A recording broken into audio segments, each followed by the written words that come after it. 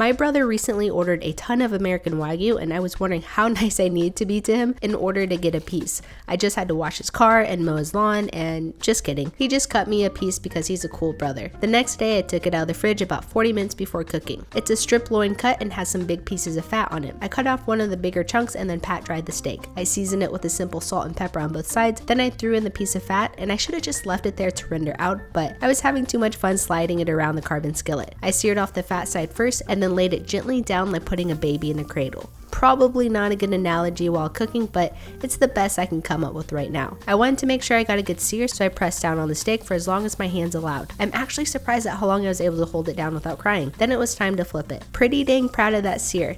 I cooked each side for 1.5 minutes and then flipped every minute until it was cooked to my preference. The piece up top was kind of awkward since it was mostly fat, but there was also meat. I took it off the heat to rest and noticed one thing I could have done better was render off this piece of fat. I cut into the steak, and isn't it just beautiful? It just melted in my mouth and it wasn't overly fatty. 10 out of 10, I would eat this again. And I was a little worried cooking it because it is a more expensive cut of meat, but I'm glad I didn't ruin it.